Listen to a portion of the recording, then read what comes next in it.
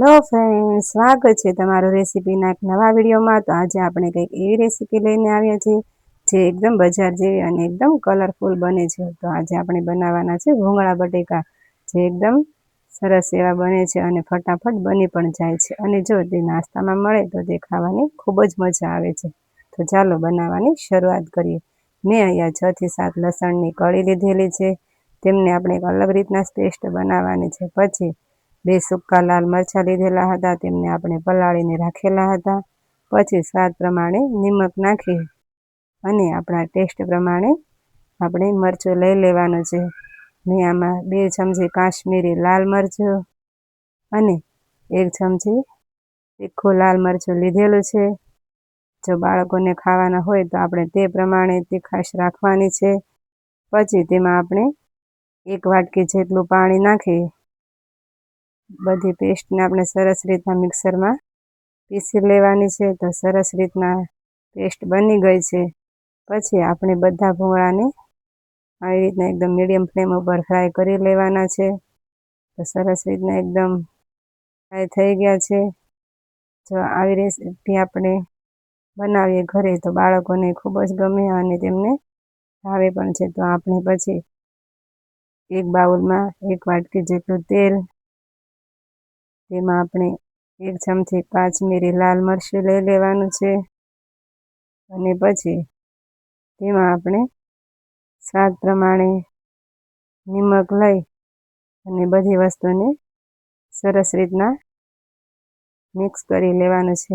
એકદમ સરસ રીતના મિક્સ થઈ જાય પછી આપણે જે બટેકી બાફીને રાખેલી હતી તેમને આપણે આવી રીતના બધી બટેકીને સરસ રીતના તેલમાં કોટ કરી લેવાની છે, જેથી એમનો કલર પણ એકદમ મસ્ત આવશે બનતી વખતે।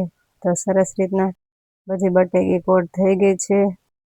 જો આમાં આપણી પાસે બટેકી ન હોય તો તમે મોટા બટેકાને પણ એકદમ મોટા ટુકડામાં કટ કરી અને લઈ શકો છો। તો બધી બટેકી કોટ થઈ ગઈ પછી આપણે એક કઢાઈમાં તેલ ગરમ કરવા માટે મૂકી દીધેલું હતું 3 થી 4 ચમચી જેટલું। તેમાં આપણે હિંગ, જે લસણની અને મરચાંની પેસ્ટ રાખેલી હતી તે નાખી અને તેમને આપણે એકદમ મીડિયમ ફ્લેમ ઉપર સાતળી લેવાની છે, બધું તેલ છૂટું પડે ત્યાં સુધી।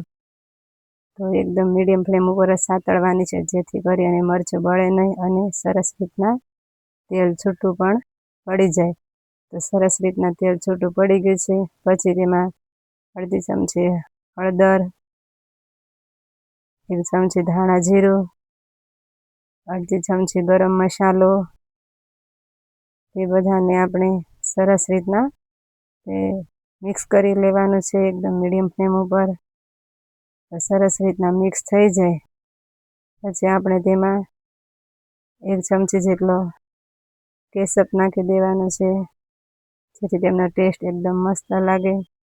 તો બધું આવી સરસ રીતના મિક્સ થઈ જાય પછી જે આપણે બટેકીને કોટ કરીને રાખેલી હતી તેને આપણે સરસ રીતના ગ્રેવીમાં મિક્સ કરી દેવાની છે।